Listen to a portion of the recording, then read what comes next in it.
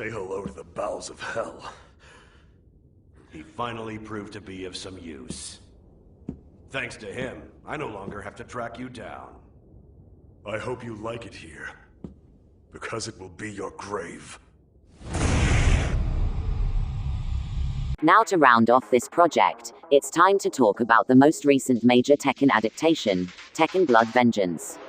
Unlike its predecessors, it doesn't appear to receive much discussion, whether that be for unintentional comedy, or general frustration. Let's see if I can find the reason why, for better, or for worse. Round 1. With Bandai Namco having a more active role in the production of this film after the unfavorable reactions to the live-action movie by both critics and general audiences, this movie normally is incredibly dedicated to making characters in the movie match the game counterparts. Case in point, the Williams sisters being on opposing sides and maintaining their sisterly rivalry. Although with the movie taking place between Tekken 5 and 6, those sides are the Mishima Zaibatsu and G-Corp. The Mishimas and Kazama are mostly on point, but for some reason Jin seems to take some level of joy from the idea of fighting Kazuya, and even refers to him as father, when it was the opposite on both fronts when it came to the games. What's odd is that the movie acknowledges that later on, so this earlier moment stands out even without the games. Heihachi. Whoa! Whoa, that's it? No clever comment? I was looking forward to that. Also seems to go back and forth between whether or not he wants the devil gene, or just wants its holders dead. Xiaoyu seems well within the lines of her game depiction, which I will go into further detail on during the next section. Elisa appears to be an already active agent here despite her debut game making it seem like that was her first serious assignment, and running counter to that is game Elisa being more on the inquisitive side, whereas her movie depiction is overeager and has childlike compassion to her. The former change works within the confines of the movie, and the latter makes me nostalgic for some Mishima family bonding. Next is Shin Kamiya, who first appeared in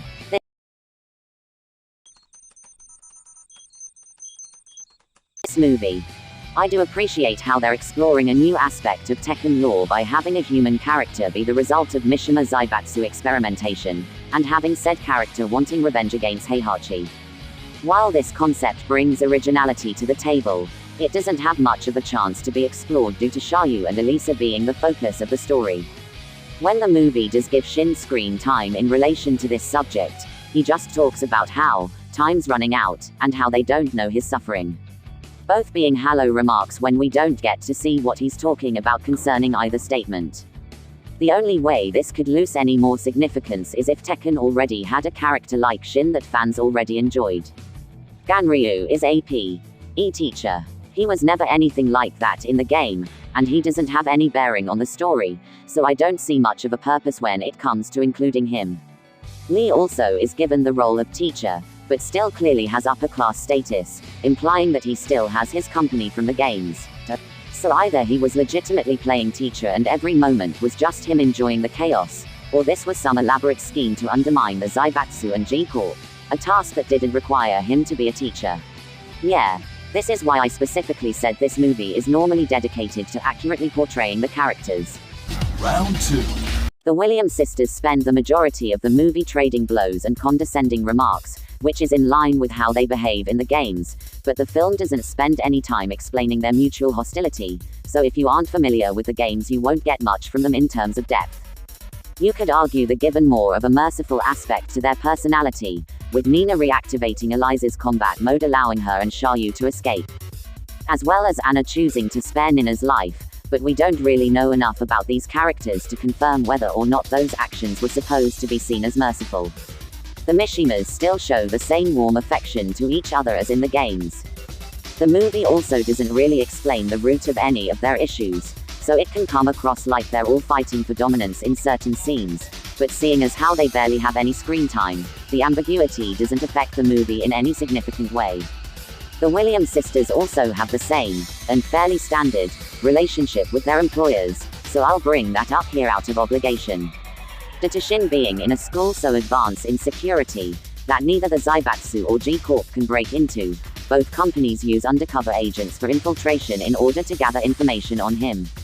The Zaibatsu uses Elisa, which works with or without knowledge of her in the games, and G-Corp uses Xiaoyu.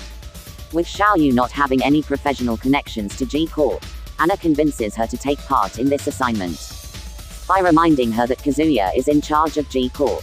I guess Xiaoyu believes helping Jin's father will get her closer to him, but if she knows about the Mishima feud, then she should probably know that Kazuya wouldn't help Jin unless it also involved helping himself. Then again, Xiaoyu didn't say that was her reason for helping G-Corp, so maybe the actual reason makes more sense in regards to her.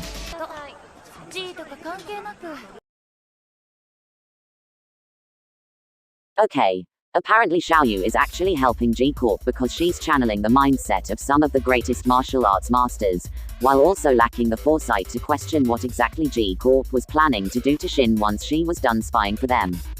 Good job picking your agents, Anna. Not helping matters is that Anna is constantly antagonizing Xiaoyu throughout her mission, occasionally with little reason. Less like a demanding boss who expects an equal amount of loyalty and fear, and more like an overly physical step-parent. Mom. Yeah, that's right. That's right. Call for your mama. I stayed off your ass out of respect for that woman. But if it wasn't for your mama, I would have broke your little ass down a long time ago. You know what I see when I look in your eyes? I see a scared little chocolate bitch. Look upon me. That's what I see. If we was on lockdown, I'd make you get on your knees and fix it. 20 years, Joe. Let's see where you be 20 years from now. Now to move on to the main relationship of this film, which suffers by focusing on some of the least interesting Tekken characters. Orion. Talk, while you still have a jaw. Make no mistake, I'm not saying they're the worst Tekken characters, or even the least interesting characters.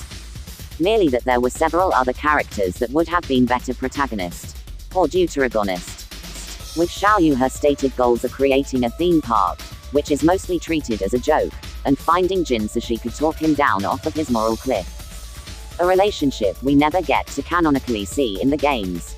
Not to mention one in which she never questions whether or not it's possible to save Jin, making her desire lack most of the tension you would see in these stories, since she never gives her goal any serious thought. Elisa has a standard story when it comes to artificial life forms. Except here her autonomy is part of her controller's plan, and she only regains her volition when it's given back to her.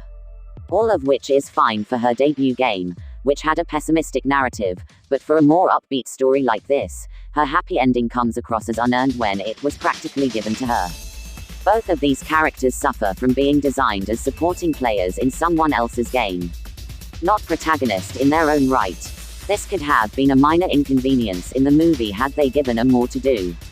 Unfortunately, what they do accomplish becomes superfluous due to information I'm going to go over shortly, and while we do get Elisa relating to Shin over being living tools, and Xiaoyu wondering if the Mishima feud can be stopped, both are only briefly discussed past the film's halfway mark. Again, with neither factoring into the story thanks to how it plays out. Shin is the object of affection for Elisa, due the reasons that aren't ever explained and showcased, and he is Xiaoyu's object of surveillance. Shin is well aware of both of the true objectives, and uses that to prompt Jin and Kazuya to come after him directly, something he didn't really need to do considering they were already after him so long as he displayed his powers. He wanted them to appear so they would lure out Heihachi, who he wanted to kill because of the experiments he put Shin through. For anyone who's lost interest in the last minute, a protagonist have their relationship started and mostly focus on Shin, who's using them to get the attention of people already interested in him, so he can get an audience with his target, who only wanted Shin to lure out Jin and Kazuya, two people who clearly already want him dead. The story tries giving pathos to Shin by having him and Jin be alleged high school friends, and having him be genuinely grateful towards our two leads. The former falls flat due to Shin and Jin not showing any signs of friendship on screen, and the latter is underwhelming thanks to similar reasons. Jin plays more into the role of Xiaoyu's mentor rather than her friend. A change that would have worked had the story actually been about Xiaoyu's personal issues with conflict. Lee basically only has a relationship with the word excellent. Otherwise he's just doing whatever makes him happy at the moment. Outside of brief mentions throughout the movie, the Tekken tournament doesn't come up as a major plot point. Instead, the movie spends the majority of its runtime taking place in either settings that involve Shin in some form, or miscellaneous battle spots for the Zaibatsu and G-Corp to settle the differences. What's ironic about this movie not involving the tournament is that it's the only film out of the three that actually has the characters moving to several different locations. Some of which are similar to fighting areas from the games, and others just being those areas themselves, just from a different angle. They all look well rendered and realized, but none of them are captivating by themselves. For the first time throughout these overviews, I'm actually going to mention the stated time this movie takes place in, partially. Xiaoyu claims that it's been 3 years since Heihachi was in charge of the Zaibatsu. Even giving the film the benefit of the doubt and assuming the beginning of Tekken 5 didn't immediately take place after 4, this still means it took Heihachi 3 years to decide to reveal himself when he's done the same in less time. There's also Jin apparently still wanting to go to war, despite this time skip implying either he, or Punk Rock Ra were really dragging their feet. Putting any incongruities this time skip would cause between the movies and games, it still means that Shin shouldn't still be in high school, and that Xiaoyu was admiring what she had to have thought at the time was a teenage boy, despite being in her 20s thanks to this time jump. Like I'm underage, see, some say that's statutory, but I say it's mandatory. What's odd is that this time jump doesn't affect the plot at all, and the rest of the setting works well within the story being told, so I don't know why they added it. Anna manages to finally defeat Nina, but chooses to spare her, claiming she doesn't want things to end between them in such a boring fashion. Shin's revenge doesn't go quite the way he expected, but is at least grateful that he gets to end his situation as a human. Kazuya and Heihachi fall to the deaths, and are absolutely not going to come back because of the damage they took. Jin flies off into the sky, presumably hoping that he turns back to his human form before the next shareholders meeting. Xiaoyu and Elisa continue being friends, and decide to enter the next Tekken tournament, and Lee is just having a blast.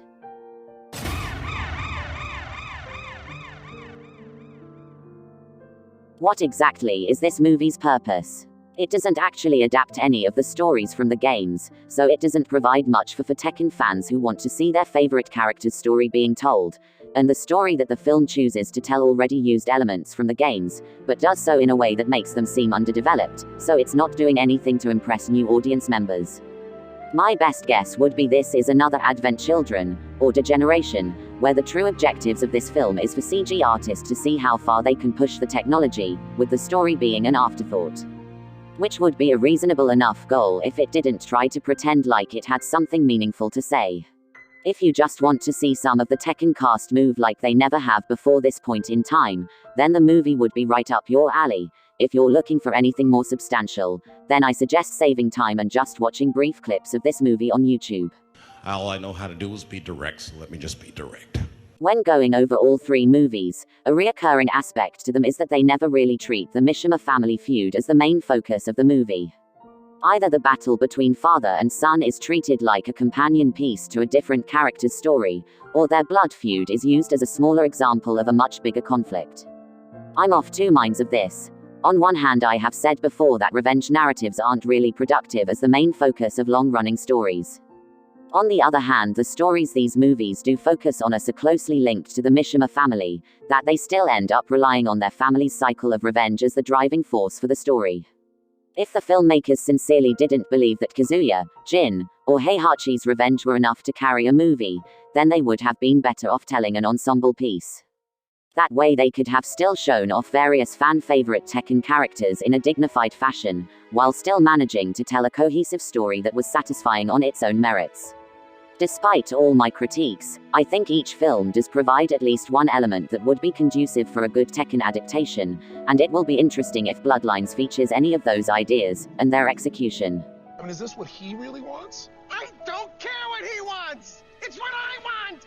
I want my friend back!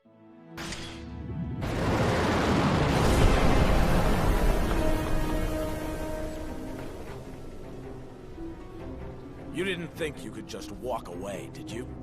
You know what I see when I look in your eyes? I see a scared little chocolate bitch. Look up on me. That's what I see. If we was on lockdown, I'd make you get on your knees and fix it.